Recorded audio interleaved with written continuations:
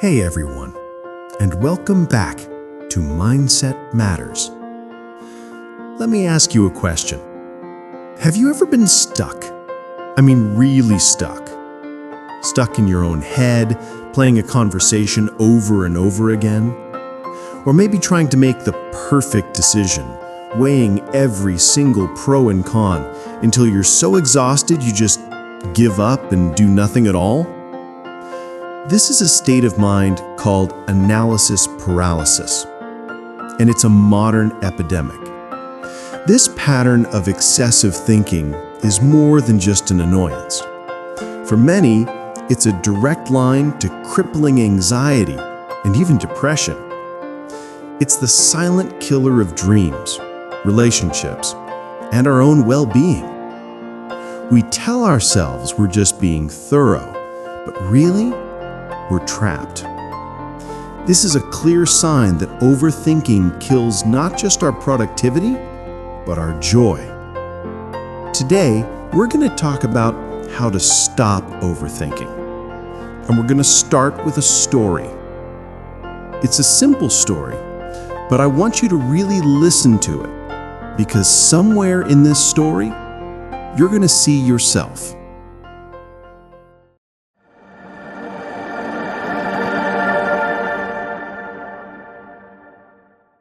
There was a man named Leo. Leo had a dream. He'd saved up for years to open a small, beautiful bar on a scenic road, right on the spot where an old-fashioned drinking fountain once stood. He was a craftsman, and he poured his heart into it. He sanded the wood for the bar himself, chose the perfect lighting, and most importantly, he designed and painted a beautiful sign. In elegant, gilded letters, the sign read, "The Drinking Fountain Bar." He was so proud. He opened on a Monday morning. The sun was shining, and he waited. But no one came. Well, almost no one. Around noon, a man in a crisp suit who was out for a walk stopped, stared at the sign, and squinted. He walked up to Leo, who was nervously wiping the counter, and said, "Excuse me, the word bar on your sign is really redundant, don't you think? I mean, anyone with eyes can see this is a bar. You should just call it the drinking fountain." Leo, eager to please and now second-guessing himself, thought, he has a point. It does sound a bit clunky. He seems smart. So that night, Leo painstakingly repainted his beautiful sign. It now read, "The Drinking Fountain." The next day, he waited again. Still no customers. But a different person stopped. A woman this time. She looked at the sign, and then at the menu in the window. "This is misleading," she said to Leo. "It just says the drinking fountain, but I see you sell food. People might think it's just a place for drinks. You should let them know you serve food." Leo's heart sank a little. She's right, he thought. I'm losing business because people don't know they can eat here. That night, he got his paints out again and added 2 small words. The sign now read, "The Drinking Fountain with Food." He was feeling less confident now. The sign looked crowded. The next day, another insightful passerby came along. The man said, stroking his chin. "This is confusing. Is it a restaurant now? A fountain that serves food? It's lost its charm. You know, you really need the word bar in there to give it some identity." Leo was getting dizzy. He felt a knot of frustration in his stomach, but the man seemed so sure of himself. So that night, poor Leo squeezed the word bar back onto the sign. It was a mess. It now read, "The Drinking Fountain Bar with Food." The next day, a 4th person stopped. "Why the word the?" she asked, almost laughing. "It's so formal, unnecessary. Just drinking fountain bar with food is much punchier." Defeated, Leo just painted over the word the. He felt like he was losing his mind. His dream was turning into a nightmare of endless tiny corrections. The next visitor looked at the sign and said, "You know what? Bar with food is obvious. Everyone knows bars sell food. Why don't you just leave it off?" Leo was near despair. He felt paralyzed. Every opinion, every piece of analysis had led him further and further away from his original simple vision. He had dissected his dream into a meaningless collection of words. He was so focused on the sign that he'd forgotten all about what mattered: serving people. He was about to paint the whole thing black when the front door creaked open. A dusty traveler walked in, not even glancing at the sign. He sat down at the counter, looked at Leo with a tired, happy smile and said, "Man, am I thirsty. I've been walking for miles. Can I please just get a cold drink?" In that moment, Leo understood. This traveler was the real customer. He didn't care about the grammar on the sign, the redundancy of the words, or the marketing message. He was just thirsty. He was there to experience what Leo had to offer, not to analyze it. And Leo had been listening to everyone except the real customer. How many of you are Leo? How many of you spend all your time repainting the sign instead of serving the drink? This story is a perfect metaphor for what goes on inside our own minds. The endless voices of criticism, doubt, and analysis, they aren't helping. They are paralyzing us. This is the core of what we call analysis paralysis, and it's a huge factor in our overall mental health. So, let's break this down. How to stop overthinking is not about becoming dumb or careless. It's about learning to use the right tool for the right job. Step 1. Understand your two minds, the analyst and the experiencer. A powerful way to understand overthinking is to imagine you have two different minds, the analyst and the experiencer. The analyst is the voice of logic, detail, and dissection. It's the part of your brain that loves spreadsheets, grammar rules, and pro-con lists. It's the part that asks, is the word bar redundant? The analyst is an incredibly useful tool. You need it to do your taxes, to plan a complex project, or to figure out why your car is making a funny noise. The experiencer, on the other hand, is the part of you that feels, intuits, and sees the bigger picture.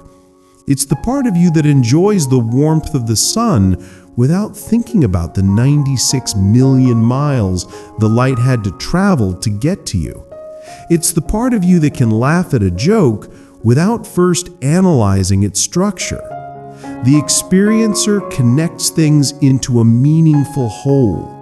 It's the thirsty traveler who just wants a drink. The problem of overthinking arises when we use the analyst for a job that was meant for the experiencer.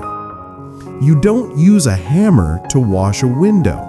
So why do we use cold, hard analysis to try and understand our relationships, our passions, or what another person really meant when they said, "You look tired"? These things aren't meant to be dissected. They're meant to be felt, navigated, and experienced. Constantly analyzing them is like Leo pulling apart a spider to see how it works.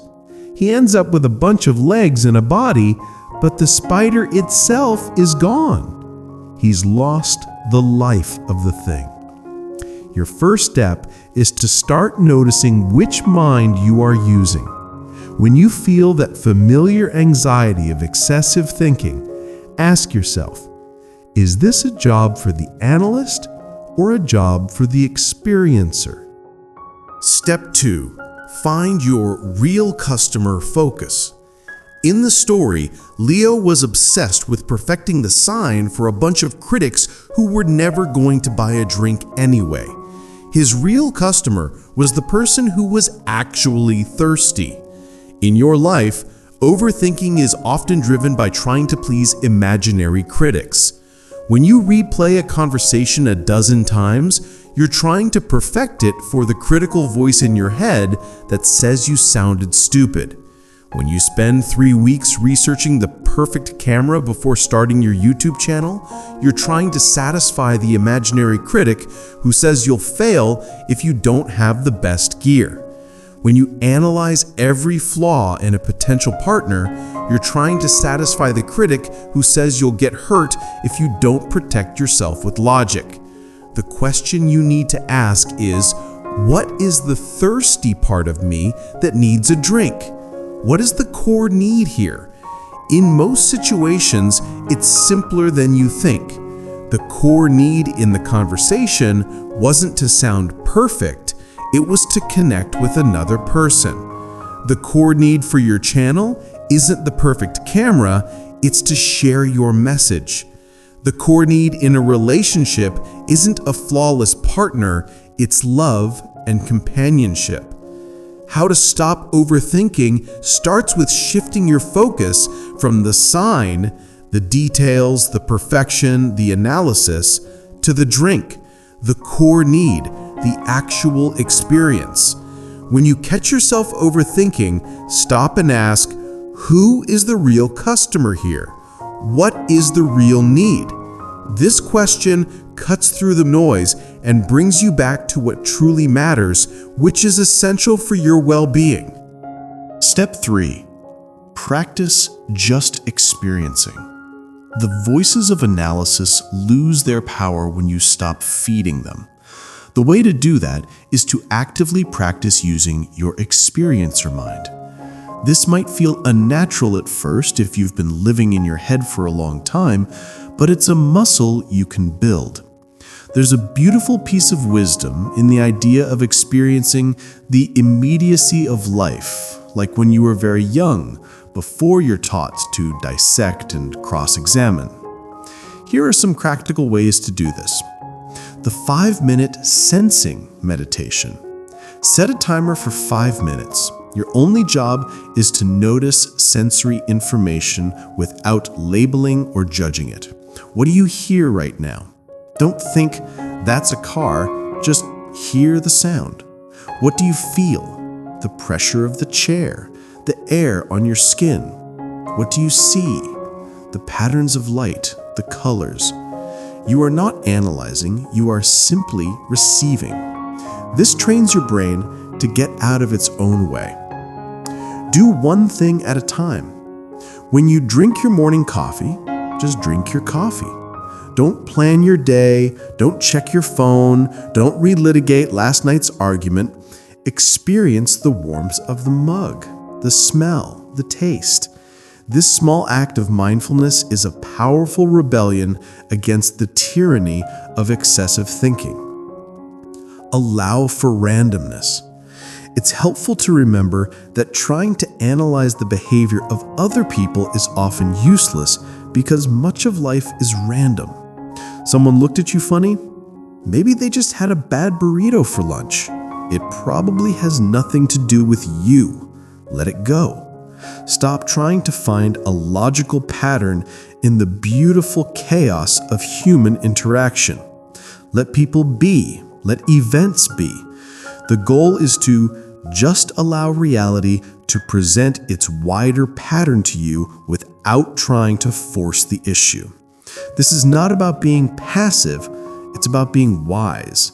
It's about conserving your precious mental energy for the things you can actually control. Learning to do this is a game changer for anyone struggling with anxiety. Overthinking is not a personality trait. It's a mental habit. And like any habit, it can be changed. It starts with recognizing that your brain has different modes, like a car has different gears. You've been trying to drive up a mountain in first gear, engines screaming, getting nowhere. It's time to learn to shift. Recognize your two minds, the analyst and the experiencer, and know when to use each. Find your real customer focus. Stop polishing the sign and serve the drink. Connect with the core need of the situation. Practice just experiencing. Build the muscle of your awareness and learn to be present in your own life. This is not an overnight fix. It's a practice. But every time you choose experience over analysis, every time you let go of the need to dissect everything, you are taking back control. You are telling the critics in your head to sit down and be quiet because the real customer has arrived and they're thirsty. You're ready to live. Thank you so much for joining me today on Mindset Matters.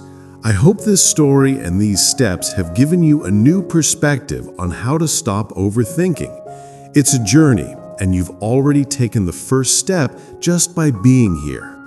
What did you think of the story? Do you see yourself as Leo sometimes? Let me know in the comments below. I read every single one, and I'd love to hear your story. If this video helped you, please give it a thumbs up and consider subscribing to the channel for more content designed to help you master your mind and live a happier life. And don't forget to hit that notification bell so you never miss a video. Remember, your mind can be your greatest prison or your greatest palace. The choice is always yours. Until next time, be kind to yourself.